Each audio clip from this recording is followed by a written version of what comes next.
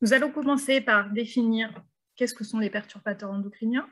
Nous verrons ensuite leurs modalités d'action, les effets sur la santé, puis nous verrons si nous pouvons classer les perturbateurs endocriniens.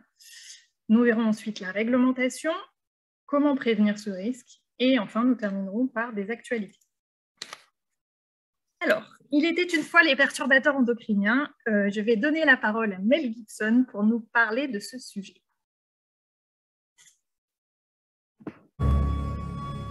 J'attends. Personne veut se dénoncer? J'espère que vous avez le son. Vous croyez drôle, peut-être? Qui m'a dessiné sur le visage pendant que je dormais? Vous savez pas que c'est hyper dangereux? On se détend. Voilà, c'est que de l'aquarelle. TG. C'est de la peinture acrylique. Mais quelle différence, voilà, c'est pareil. Quelle différence? L'hydroxyanisole butylé et l'hydroxytoléène butylé. Deux perturbateurs endocriniens qui entraînent des problèmes hormonaux. Et de surcroît, l'empêchement de sudation qui provoque la mort par asphyxie des pores de la peau. Pourquoi vous rigolez, bande de débiles? Si, c'est possible. C'est possible, je vous dis. Donc, j'espère que vous avez profité de ce moment, car c'était la seule partie de la présentation qui donne le sourire. Donc, effectivement, Mel Gibson évoque deux molécules qui appartiennent à la famille des alkylphénols. Il évoque notamment le BHA, qui est l'hydroxyanisole butylé, et le BHT, le butylhydroxytoluène, qui sont deux molécules qui, effectivement, peuvent être présentes dans les peintures, les cosmétiques, mais aussi les additifs alimentaires, qui protègent notamment contre l'oxydation. Donc, ces deux perturbateurs endocriniens sont interdits dans certains pays. Ils sont même classés comme cancérigènes en Californie. Alors, on va démarrer par une définition. Qu'est-ce que sont les perturbateurs endocriniens? Donc, d'après l'OMS, en 2002, on définissait les perturbateurs, et on définit toujours les perturbateurs endocriniens comme des substances chimiques d'origine naturelle ou artificielle. Ce sont des molécules étrangères à l'organisme qui interfèrent avec le fonctionnement du système endocrinien et qui induisent des effets délétères sur l'organisme et ou sur ses descendants. Alors, quelques rappels sur le système endocrinien. Donc, vous avez sur le schéma suivant les glandes endocrines qui sont représentées avec les hormones spécifiques à chaque glande. Donc, le système endocrinien, c'est un ensemble de ces glandes endocrines qui synthétisent des hormones spécifiques, par exemple le pancréas qui synthétise l'insuline, qui, à leur tour, induiront des fonctions spécifiques sur des organes cibles via des récepteurs. Les hormones sont des molécules qui jouent un rôle essentiel dans l'organisme puisqu'elles régulent les fonctions comme la croissance, la reproduction, le métabolisme, donc le sommeil, la température corporelle, la soif, la faim, etc., etc. Alors maintenant, si on s'intéresse aux modalités d'action de ces perturbateurs endocriniens. Donc nous avons vu précédemment que chaque glande endocrine synthétise des hormones qui sont ensuite sécrétées et transportées par voie sanguine pour agir sur un organe ou un tissu cible via des récepteurs spécifiques. On peut assimiler d'ailleurs cette action de fixation de l'hormone sur le récepteur à un système de clé-serrure. Donc voilà, donc les perturbateurs endocriniens peuvent agir sur chacune de ces étapes, à savoir la synthèse, la sécrétion, le transport ou l'action. Donc, les modes d'action, en fait, il existe trois modalités d'action des perturbateurs endocriniens. Deux modes sont considérés comme directs et un mode est considéré comme indirect. Donc, en mode direct, on a par exemple l'effet mimétique, c'est-à-dire que le mécanisme consiste à imiter l'action de l'hormone naturelle pour prendre sa place et induire les mêmes effets. Le deuxième mécanisme direct que l'on peut observer est le mécanisme ou l'effet de blocage, c'est-à-dire que le perturbateur endocrinien va bloquer la formation du complexe hormone naturelle récepteur, le fameux système clé-serrure, en le saturant. Du coup, il va empêcher l'action de l'hormone et induire une réponse altérée.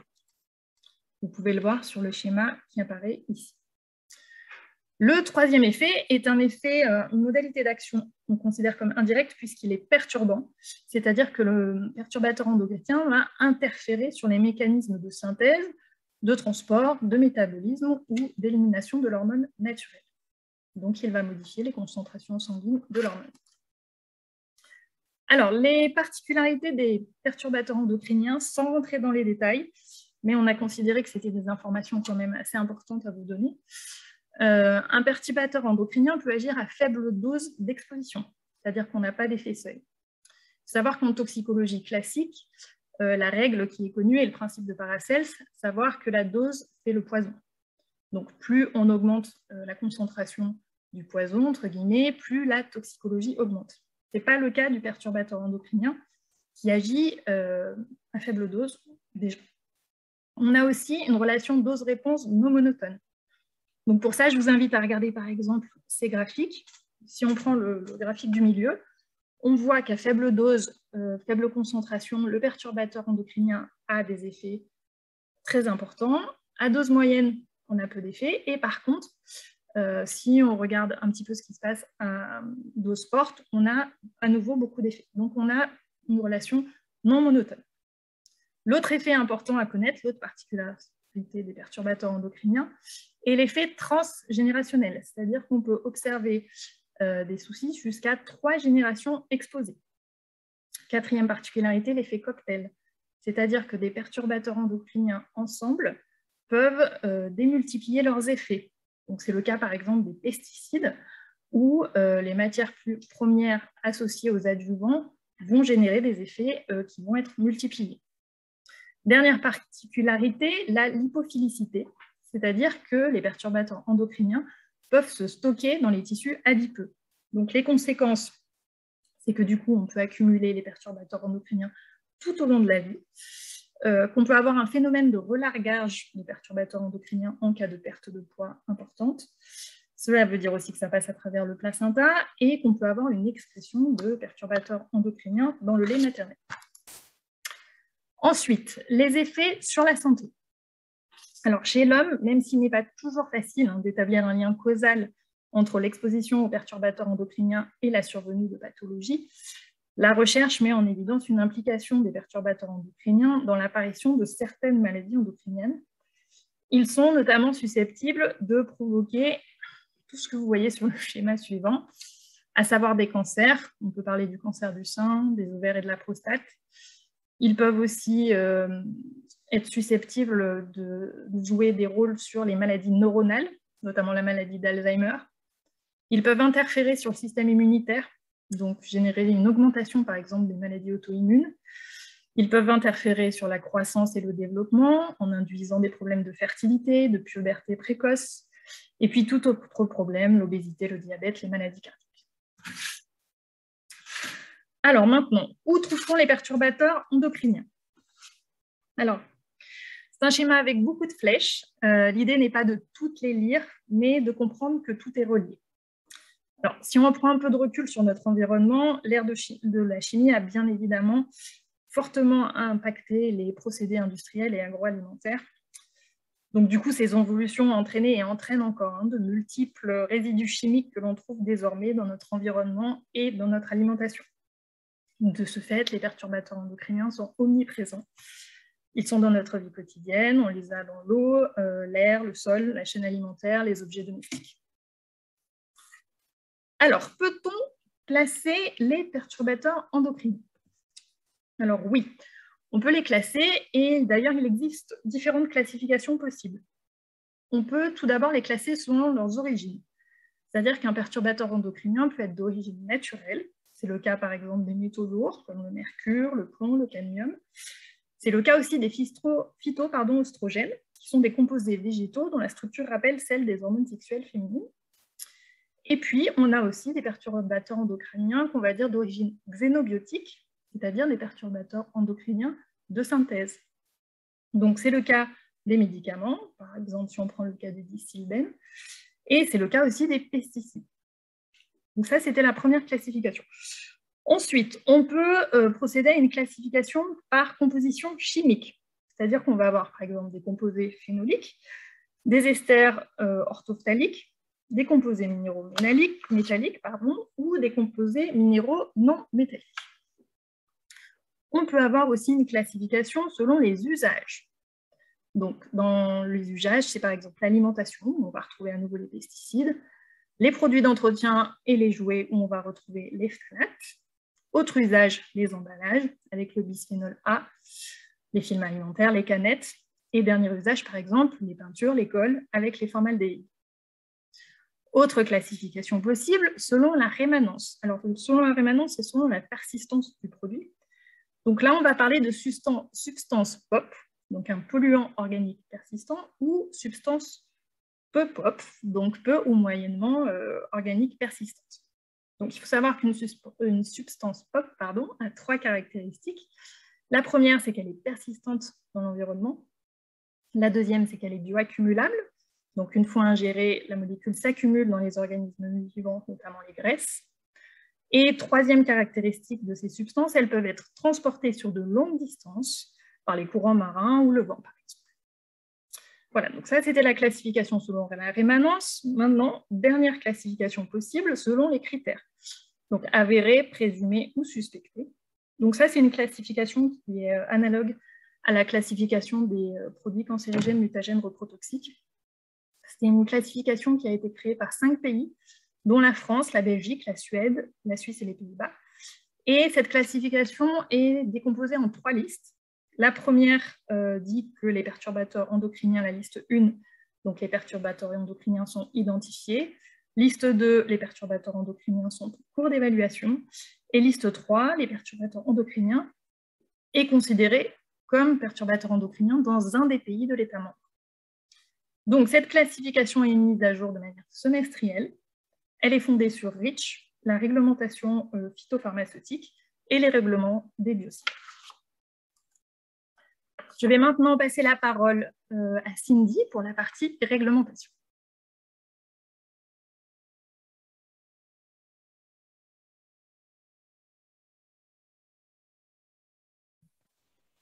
Merci Nathalie.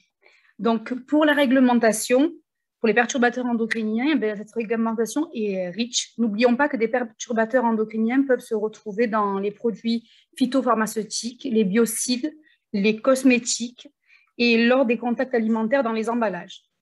REACH est un règlement européen entré en vigueur le 1er juin 2007 pour sécuriser la fabrication et l'utilisation des substances chimiques dans l'industrie européenne et pour mieux protéger la santé humaine et l'environnement contre les risques liés aux substances chimiques. Dans le cadre de ce règlement, certaines substances sont soumises à autorisation. Les substances très préoccupantes, CMR 1 et 2, les substances persistantes, les bioaccumulables et les toxiques. Les substances très persistantes et bioaccumulables. Ces substances sont inscrites sur une liste annexe 14 du règlement. Attention!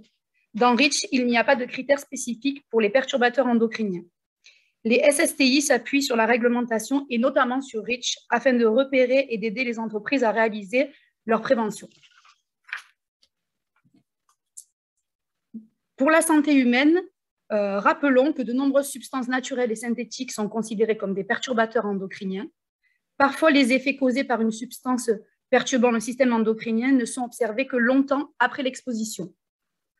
Des effets perturbateurs endocriniens sur l'environnement liés au rejet des stations d'épuration ainsi que d'autres types d'introduction de ces polluants. Par exemple, les pesticides introduits par ruissellement dans les rivières répandent un très grand nombre de perturbateurs endocriniens dans l'environnement. Il existe une liste officielle des perturbateurs endocriniens. Si une substance figure dans cette liste, cela signifie que l'État membre l'a évaluée ou l'évaluera dans les années à venir. Il s'agit d'un plan continu communautaire européen appelé CORAP, dont l'objectif est d'établir une liste prioritaire sur 3 ans. Dans cette liste, on retrouve des perturbateurs endocriniens que vous connaissez certainement, comme le bisphénol A dans les emballages, les biberons, les tickets de caisse, les phtalates dans les cosmétiques et emballages, les parabènes dans les médicaments et produits de beauté et bien d'autres.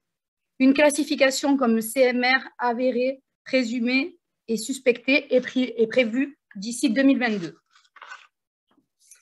Les moyens de prévention. Il faut appliquer les principes généraux de prévention des agents CMR, c'est-à-dire supprimer les perturbateurs endocriniens, remplacés par une substance présentant un moindre risque, limiter l'exposition des travailleurs, protection collective, individuelle, former et informer les salariés sur les risques et leur prévention, notamment les femmes enceintes. Il n'existe pas de traitement spécifique pour les perturbateurs endocriniens. Il faut utiliser la même démarche que celle des agents CMR. Les perturbateurs endocriniens sont si préoccupants, c'est bien sûr parce que leurs effets nocifs sont potentiellement nombreux et sévères, mais aussi parce que leurs particularités les rendent difficiles à encadrer et à décrypter. La dose ne fait pas le poison, contrairement aux autres produits toxiques. Il n'y a pas d'étiquetage spécifique pour les perturbateurs endocriniens. Il est possible de faire un inventaire en se basant sur une liste INRS non exhaustive. Il est à noter que de nombreux produits ayant un effet perturbateur endocrinien figurent par ailleurs dans la liste des agents chimiques CMR. Mais tous les agents CMR n'ont pas un effet perturbateur endocrinien. Au niveau de l'actualité, actuellement, une stratégie nationale sur les perturbateurs endocriniens est en place. Les principales actions sont pour l'environnement, afin de réaliser des analyses, mesurer l'imprégnation des sols, de l'eau et de l'air, de renforcer la connaissance de l'exposition via l'alimentation et de susciter des engagements volontaires des industriels. Pour la population, c'est d'établir une liste de substances qui peuvent présenter des propriétés perturbatrices endocriniennes, mener une campagne de communication et de développer la formation des professionnels de santé. Au niveau des connaissances, c'est d'élargir les connaissances et la surveillance d'autres pathologies en lien avec les perturbateurs endocriniens.